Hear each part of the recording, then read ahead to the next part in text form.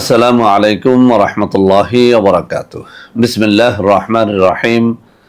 আলহামদুলিল্লাহ রব্বিল আলামিন ওয়াল আকিবাতু লিল মুত্তাকিন ওয়াসসালাতু ওয়াসসালামু আলা নাবিয়্যিহি মুহাম্মাদিন ওয়া আলিহি ওয়া আসহাবিহি আজমাইন, আম্মা বাদ।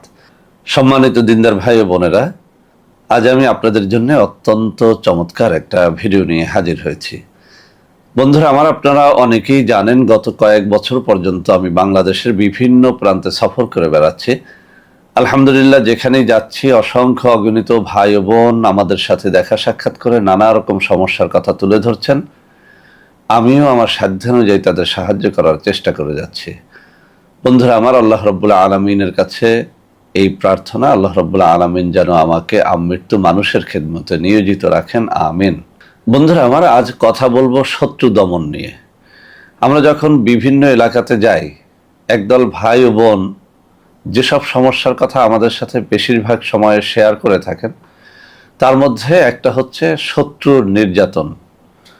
তো বন্ধুরা আমার, আপনার শত্রু যদি এমন হয় যে মহাপরাক্রমশালী, শক্তিশালী, কোনোভাবেই তাকে আপনি দমন করতে পারছেন না, আপনার ন্যায্য অধিকার থেকে আপনাকে তারা বঞ্চিত করছে, আপনার জায়গা জমি দখল করে বসে আছে, আপনার ছেলে কিংবা মেয়েকে ইপটিজিং করে বেড়াচ্ছে, আপনার ইজ্জত নিয়ে বাঁচা বড় কঠিন, শত্রুকে হালাক না করে এই মুহূর্তে আপনার এলাকায় থাকা অথবা বেঁচে থাকা একেবারে দুঃসাধ্য হয়ে গেছে, বিষয়টা যদি এমন হয়, তাহলে আজকের এই ভিডিওটি মনোযোগের সাথে শুরু থেকে শেষ পর্যন্ত দেখবেন। ইনশাআল্লাহ আজকের এই ভিডিওতে আমার হাতে থাকা এই চমৎকার নির্ভরযোগ্য পুরাতন কিতাব থেকে এমন একটা শত্রু দমনের তদবির আমি আপনাদেরকে দেখাবো, যেটা লেখা সহজ, আমল করা সহজ এবং এর কার্যকারিতা আপনি দেখলে আশ্চর্যান্বিত হবেন। বন্ধুরা আমার, এটি শুধু আমার মুখের কথা না, আমি এই তাবিজ বহুবার বহুজনকে দিয়ে পরীক্ষা করেছি। আলহামদুলিল্লাহ, প্রতিবারই যারা নিয়েছেন তারা একেবারে অকপটে স্বীকার করেছেন যে স্যার আলহামদুলিল্লাহ এর দ্বারা শত্রু একেবারে হালাক হয়ে গেছে। তবে একটা কথা বলে দিতে চাই, যারা শত্রুর সাথে মিলেমিশে বসবাস করতে চান, শত্রুকে ধ্বংস করতে চান না, মূলত আজকের এই তাবিজটি তাদের জন্য না। কেননা এই তাবিজটি তারাই করবেন যাদের শত্রুকে ধ্বংস করা দরকার। কোনোভাবেই শত্রুর হাত থেকে আপনি বাঁচতে পারতেছেন না, শত্রুর জ্বালা যন্ত্রণায় এমন কিছু নাই আপনি যা করেন নাই, কিন্তু তারপরেও সেই শত্রু হালাক হচ্ছে না, এমন যদি হয় আমি আপনাকে বলবো এই তাবিজটি আপনার জন্য। তো বন্ধুরা আমার, আমি তাবিজটি এখানে উপস্থাপন করব, এমনভাবে উপস্থাপন করব যাতে করে আপনি এটা সহজেই লিখতে পারেন। একেবারে পৃষ্ঠা নম্বর সহ স্ক্রিনশটটি এখানে দেখিয়ে দিব, ক্যামেরার সামনে কিতাব নিয়ে একেবারে খুলে দেখিয়ে দিব যাতে করে আপনি লিখতে পারেন। তবে তাবিজ লেখার জন্য কিছু শর্ত রয়েছে। এই শর্তাবলী যদি আপনি পালন করতে পারেন, এই তাবিজ আপনাকে 100তে 100 সুফল দেবে ইনশাআল্লাহ। শর্তগুলো কি?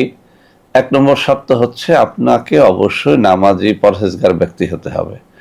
কোনো ধরনের নেশাখোর অথবা বেনামাজি অথবা একেবারেই ফাসেক ব্যক্তির তাবিজ দ্বারা আসলে কোনো ফল হয় না। 2 নম্বর কথা, তাবিজ লিখতে হয় মিশক জাফরানের কালি দিয়ে। এই কালি জোগাড় করে তারপর লিখে নেবেন।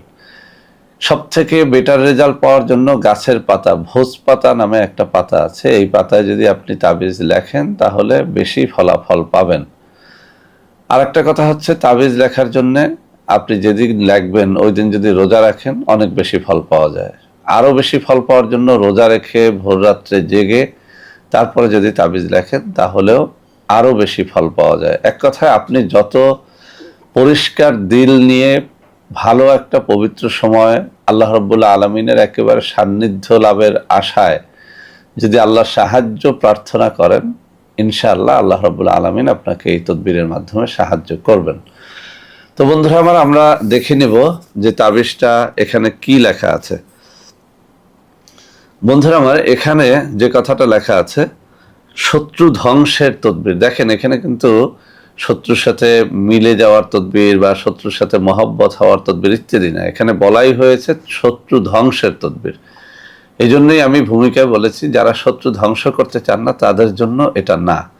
কেননা একটা মানুষকে যদি আপনি ভালো পথে আনতে পারেন তাহলে সেই সুযোগটা তাকে দেওয়া উচিত। কিন্তু এই তদবিরটা শুধুমাত্র তাদের জন্য যাদেরকে আপনি ভালো পথে আনার বহু চেষ্টা করেছেন, কিন্তু কোনোভাবেই কাজ হচ্ছে না, কোনোভাবেই হচ্ছে না, তাদের জন্য এই তদবিরটা। তো শিরোনামে বলা হয়েছে এটা 69 পৃষ্ঠার মধ্যে এই কিতাবের। তো এখানে বলা হয়েছে শত্রু ধ্বংসের তদবির। একটি মাটির নতুন পাত্রে নিম্নের নকশাটি লিখিয়া নদীতে নিক্ষেপ করিবে। এইখানে আমি পরীক্ষার আলোকে আরেকটা কথা বলছি। এখানে যদিও মাটির পাত্রের কথা বলা হয়েছে, কিন্তু ইদানিং কালে মাটির পাত্র পাওয়া একেবারে দুষ্কর। মাটির সরা, মাটির পাত্র একসময় আমাদের সবার ঘরে ঘরে ছিল, এখন কিন্তু এটা পাওয়া যায় না। তো সেই জন্য আপনি কাগজে লিখে অথবা ভোজ পাতায় লিখেও কাজটি করতে পারেন। সেক্ষেত্রে মেশক জাফরান দ্বারা লিখতে হবে। আর যদি মাটির কোনো নতুন পাত্র জোগাড় করতে পারেন, সেক্ষেত্রে দুইটা পদ্ধতি অবলম্বন করে লেখা যায়। একটা হচ্ছে কোনো একটা নতুন প্রাক, অর্থাৎ আমরা যাকে বলি বরিশালের ভাষায় ডামিশ লোহা বা কলম তৈরি করা যায়, এমন কোনো শক্ত লোহার দ্বারাও মাটির পাত্রে এই তাবিজটা লেখা যায় খোদাই করে।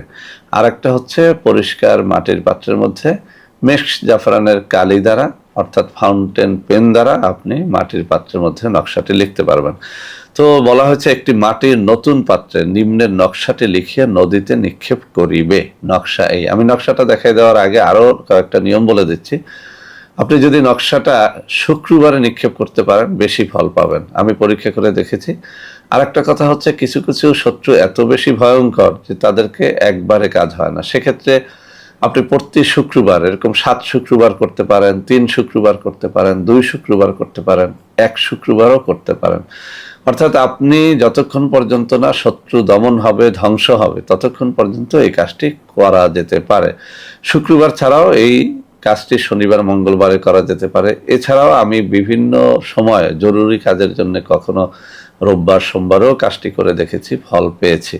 তো বন্ধুরা আমার, এই কাজটি আপনারা নিজ দায়িত্বে করতে পারেন, অথবা আপনার এলাকার কোনো পরহেজগার ব্যক্তির মাধ্যমে এটি লিখিয়ে করতে পারেন। আপনার এলাকার কোনো ইমাম মুয়াজ্জিন হাফেজ কারি থাকলে তাদের দ্বারা করতে পারেন। আর যদি আপনি নিজে পরহেজগার ব্যক্তি হন, নামাজি হন, নেশাখোর না হন, হালাল রুজি অন্বেষণকারী হন, তাহলেও আপনি এই জিনিসটি করতে পারেন। তবে লেখার ক্ষেত্রে রোজা রেখে লেখা উত্তম, ভোররাত্রে লেখা উত্তম, তাহাজ্জুদ নামাজের পরে একটু দোয়া মোনাজাত করে লেখা উত্তম, দুরূদ শরীফ পড়ে লেখা উত্তম, তাহলে আরও বেশি ফল পাওয়া যায়। এক কথা, আল্লাহর সাথে আপনার কানেকশনটা যত গভীর হবে, আপনার শত্রু তত তাড়াতাড়ি দমন হবে।